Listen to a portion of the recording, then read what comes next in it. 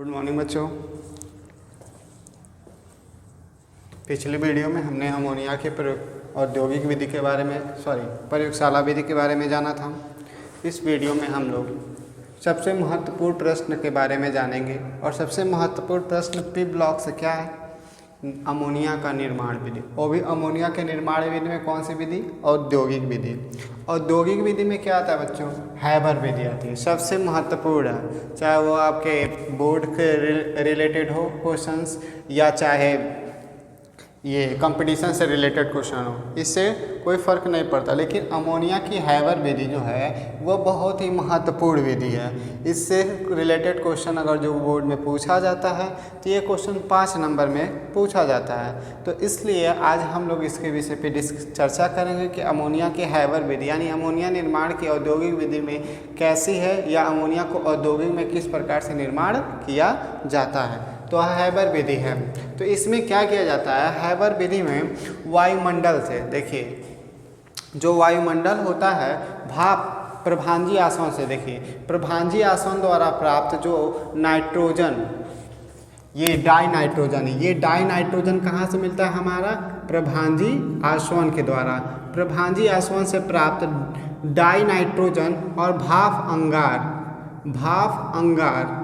Gas, भाप अंगार से प्राप्त हमारा जो है हाइड्रोजन, प्रभांजी आसवन से प्राप्त डाई नाइट्रोजन और भाप अंगार से प्राप्त हाइड्रोजन को एक संबंधित, ध्यान रखिएगा अमोनिया का ये विधि है, एक संबंधित 3 के अनुपात में मिलाते हैं तब हमारा क्या बनता है? अमोनिया बनता है। यही औद्योगिक विधि है। क्या करते हैं कि जब डाई नाइट्रोजन और हाइड्रोजन को एक संबंधित 3 के अनुपात में मिलाकर संपीडक कक्ष में प्रवाहित करते हैं, यानी कंप्रेसर रूम में जब इसको प्रवाहित करते हैं तो जैसे आप लोगों ने देखा होगा घर में क्लीनर होता है ना, डस्ट क्लीनर, ऐसे लेकर चलते तो डस्ट क्या करता है, आप वो क्लीनर जो होता है अपने अंदर खींच लेता है। सेम प्रोसेस यही होता है, इसमें कंप्रेसर का काम होता है। तो क्या करता है, जो प्रभांजी आसवन से प्राप्त नाइट्रोजन और भाप अंगार से प्राप्त हाइड्रोजन जो है, इन दोनों को ये अंदर खींच लेता है। और कौन खींच लेता है? संपीडक कक्ष होता है, वो खींच लेता है और इसको आपस में क्या करता है? मिक्स कर देता है। ग्राइंडर जानते हैं ना, मसाला पीसने वाला, क्या होता है? सबका पेस्ट बना देता है। उसी प्रकार से ये क्या करता है? इन दोनों को खींचकर मिला देता है और मिलाने के बाद वो क्या करता है? यहाँ से ये भेज देता है किसमें? देखिए ये कौन सा है? शुष्कन एवं शोधक कक्ष। ये कौन सा कक्ष है बाबू? शुष्कन एवं शोधक कक्ष, इसमें भेज देता है। और यहाँ पर 200 वायुमंडलीय दाब, यहाँ पर क्या होता है? 200 वायुमंडलीय दाब तथा 4 से 500 डिग्री सेल्सियस ताप होता है। इसका दाब यानी इसको उच्च दाब पर किया जाता है, इसका दाब निश्चित होता है। 200 वायुमंडलीय दाब तथा 4 से 500 डिग्री सेल्सियस ताप पर जो हाइड्रोजन और नाइट्रोजन का मिश्रण उसे गर्म किया जाता है यहाँ पर। उसके बाद जब प्राप्त मिश्रण होता है उसको कहाँ पर भेज दिया जाता है? यहाँ से भेज दिया जाता है आपको। और देखिए यहाँ पर क्या है? सोडा लाइम की उपस्थिति में संपूर्ण क्रिया होती है। एक बार और हम पुनः यहाँ से देखते हैं कि देखिए नाइट्रोजन और हाइड्रोजन के मिश्रण को कंप्रेसर में प्रवाहित करने के पश्चात उसे शुष्कन एवं शोधक कक्ष में 200 वायुमंडलीय दाब तथा 4 से 500 डिग्री सेल्सियस ताप पर सोडा लाइम की उपस्थिति में क्या किया जाता है? गर्म किया जाता है। उसके बाद प्राप्त मिश्रण को भेज दिया जाता है उत्प्रेरक कक्ष में। इस उत्प्रेरक कक्ष में हमारा उत्प्रेरक होता है फेरिक यानी लोहा और वर्धक होता है मोलिब्डेनम।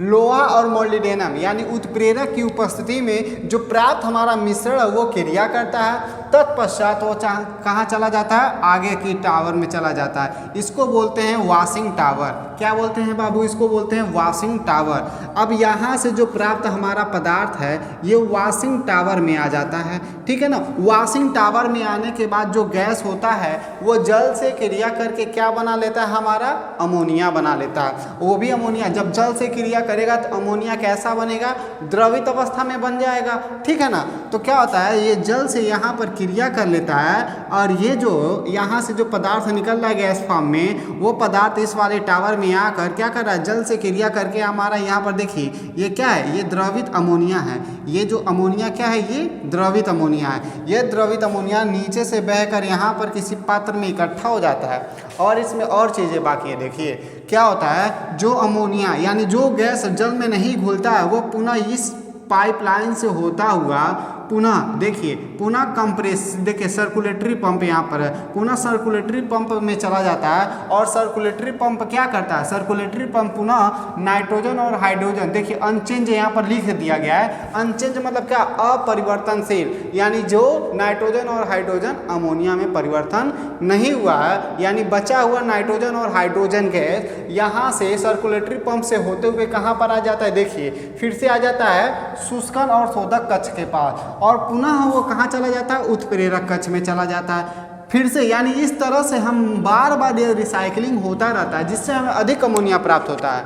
और ये लगभग कितना होता है, ये 10% अमोनिया होता है। इस तरह से अमोनिया कितना प्रतिशत प्राप्त होता है, हमें लगभग 10% अमोनिया प्राप्त होता है। तो बाबू देखिए ये बहुत इंपॉर्टेंट क्वेश्चन है बोर्ड के लिए भी और कंपटीशन के लिए, मैंने अभी बताया है। तो इसलिए क्यों इंपॉर्टेंट है, क्योंकि यह जब पूछता है बोर्ड में तो पूछता है औद्योगिक यानी अमोनिया का हैबर विधि निर्माण का सचित्र वर्णन करिए। अमोनिया निर्माण की हैबर विधि की सचित्र वर्णन करिए। तो सचित्र वर्णन करने के लिए आता है तो 5 नंबर का ये क्वेश्चन होता है, लॉन्ग में ये पूछता है। तो उसके देखिए क्या कह रहा है कि जब आप कैसे लिखेंगे, जब प्रभांजी आसवन से प्राप्त नाइट्रोजन को और भाप अंगार गैस से प्राप्त हाइड्रोजन को एक संबंधित 3 के अनुपात में मिलाकर संपीडक कक्ष में प्रवाहित करते हैं। संपीडक कक्ष में प्रवाहित करने के बाद जो मिश्रण होता है वो चला जाता है शोधक और शुष्कन टावर में, जहां पर 200 वायुमंडलीय दाब तथा 4 से 500 डिग्री सेल्सियस ताप होता है। और यहाँ पर जो प्राप्त गैसों का मिश्रण होता है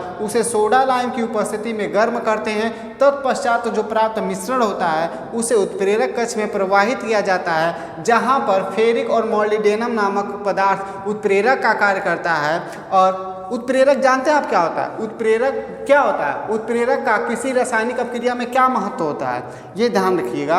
उत्प्रेरक का किसी भी रासायनिक अपक्रिया में यह महत्व है कि वो अभिक्रिया की गति को तीव्र कर देता है, यानी जो अभिक्रिया धीरे धीरे हो रही है वो बहुत तेजी से होने लगती है, इसीलिए उत्प्रेरक का रखते हैं। और एक बात और विशेष ध्यान रखिएगा कि उत्प्रेरक जो होता है, जिस भी पदार्थ का हम उत्प्रेरक बनाते हैं वह उत्प्रेरक यानी उस पदार्थ का कोई गुण उस उत्पाद में नजर नहीं आता, यानी लोहा का कोई गुण अमोनिया में नजर नहीं आएगा।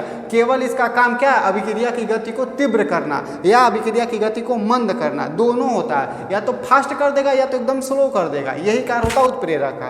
तो देखिए जो प्राप्त गैसों का मिश्रण है वो कहाँ पर भेजा गया, उत्प्रेरक कक्ष में भेजा गया, जहाँ पर फेरिक और यानी लोहा और मोलिब्डेनम नामक 2 उत्प्रेरक और वर्धक हैं। तो ये अभिक्रिया की गति को इतना तीव्र कर देते हैं कि जो अमोनिया का निर्माण करने की क्रिया विधि होती है वो इतनी तेजी से होने लगती है कि कहना है। तो देखिए यहाँ से जो प्राप्त मिश्रण होता है वो कहाँ पर आ जाता है, वॉशिंग टावर। इसको वॉशिंग टावर बोलते हैं। वॉशिंग टावर इसलिए बोलते हैं क्योंकि यहाँ पर पानी रहता है। अब पानी रहेगा तभी तो वॉशिंग होगा, वॉश मतलब होता है धोना ही। तो इसमें गैस जो मिश्रण होता है वो पानी से धुलता है। अब धुलने का तात्पर्य ये है कि धीरे धीरे पानी जैसे होते हैं ना, क्या नाम है, स्प्रे पानी का किया जाता है, उसी तरह से पानी इसमें स्प्रे होता है, स्प्रिंकल होता है, ठीक है ना। तो धीरे धीरे जो पानी होता है वो मिश्रण में स्प्रिंकल होता रहता है और जो गैस होता है जो जल में घुलनशील होता है वो घुल कर क्या बना लेता है, अमोनिया बना देता है। और जो गैस जल में घुलनशील नहीं होता है वो यहाँ से सर्कुलेटरी पंप के द्वारा पुनः देखिए यहाँ पर लिख दिया ना अनचेंज, मतलब अपरिवर्तनशील नाइट्रोजन और हाइड्रोजन गैस है, फिर से कहाँ पर आ जाती है, देखिए शुष्कन और शोधक कक्ष के बगल में। तो इस प्रकार से हमारा अमोनिया का हैबर विधि यानी हैबर विधि द्वारा अमोनिया का निर्माण किया जाता है। आज के लिए बस इतना ही। अब चलिए देख लिया जाए इसका कुछ भौतिक गुण, साथ में ही कुछ भौतिक गुण इसके देख लिया जाए। अमोनिया क्या है, इसका प्रॉपर्टी, फिजिकल प्रॉपर्टी क्या क्या है। तो जैसे अमोनिया जो है भौतिक गुण में सबसे पहले क्या आता है, अमोनिया एक रंगहीन द्रव है, इसका कोई रंग नहीं होता, पानी की तरह होता है। अमोनिया जो है एक रंगहीन द्रव है। दूसरा इसका गुण हो सकता है, इसका जो गंध होता है काफ़ी तीक्ष्ण होता है, बहुत ज़्यादा गंध होता है अमोनिया का। और तीसरा कर सकते हैं का क्वथनांक जो होता है वो -33 डिग्री सेल्सियस होता है, और जो हिमांक होता है 77 वो भी माइनस में रहेगा बाबू, -77.7 डिग्री सेल्सियस होता है। ठीक है ना। अब देखिए चौथा गुण हो सकता है अमोनिया जल में अल्प विलय है। जो अमोनिया बना है वो जल में अल्प विलय, यानी ये जल में घुलता नहीं है। मतलब अल्प विलय का मतलब क्या है, ना मात्र के में घुलेगा, बहुत ही कम मात्रा में घुलेगा, लेकिन कार्बनिक विलायक में पूर्ण रूप से घुलता है अमोनिया। कार्बनिक विलायक जैसे एल्कोहल हो सकता है, ईथर हो सकता है, ठीक है ना, क्या नाम है वो, फिनॉल हो सकता है, बेंजीन हो सकता है। इन सभी कार्बनिक विलायक में अमोनिया बहुत तेज़ी से घुलेगा, लेकिन जल में नहीं घुलेगा। ठीक है, तो इसका ये केमिकल फिजिकल प्रॉपर्टी हो गया। केमिकल प्रॉपर्टी हम नेक्स्ट वीडियो में अध्ययन करेंगे। आप लोग अध्ययन करते हैं।